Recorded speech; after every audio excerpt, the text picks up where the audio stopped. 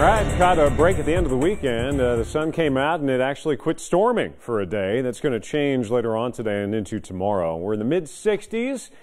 It's not feeling too bad out there. It's warm and there's nothing doing as far as precipitation is concerned. And we've got temperatures in the 60s everywhere. Now, did you catch that video last week I tweeted out of that? I think it was up in New Jersey. That guy had the maybe a front loader, or I don't know, something, a forklift, and he drove it into the tree and knocked all that pollen off. I was inspired by that. And I was out working with my kids in the yard yesterday, and I said, hey, kids, take this big stick and go over to that pine tree. And they did, and this was the result. You could, the exact same effect, but that's my pine tree in my backyard, and you can literally just see these clouds of pollen. And no trees were injured in the making of this video, okay? But you can just see these big clouds of pollen coming off. That is the culprit for a lot of allergy sufferers right now. I mean, you just got these crazy high levels of tree pollen. Obviously, it doesn't come off like that unless you give it a good whack, but that's likely a culprit behind your allergies right now. So pine pollen is peaking as well as a lot of other tree pollen. So yeah, just stock up on the Benadryl. And I had that huge setup all through the morning, and I don't even know where Claire Crouch went. So she's the one that's suffering, so hopefully she saw that. High pressures down south. We've got a stalled out frontal boundary draped across the Ohio Valley.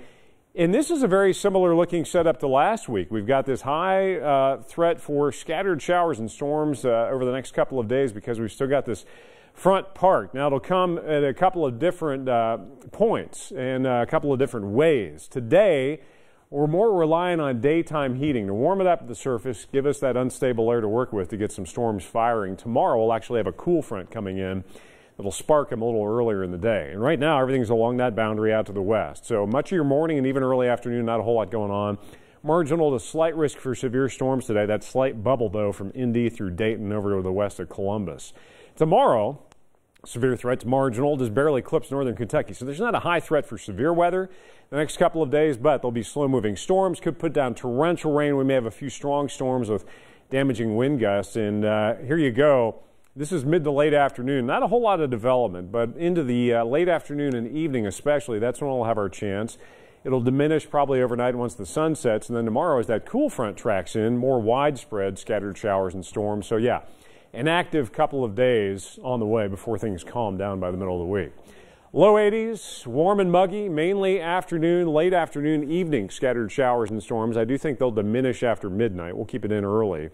And then tomorrow, as the cool front tracks in, we'll see an afternoon and evening round. And yeah, unfortunately, that could be an impact for voters. Just watch out. 2, maybe 3-day run without any active weather. That's great. Friday, a minimal chance, but unfortunately, the timing is not working in our favor. The Memorial Day weekend coming up, and the shower and storm chances will be on the rise.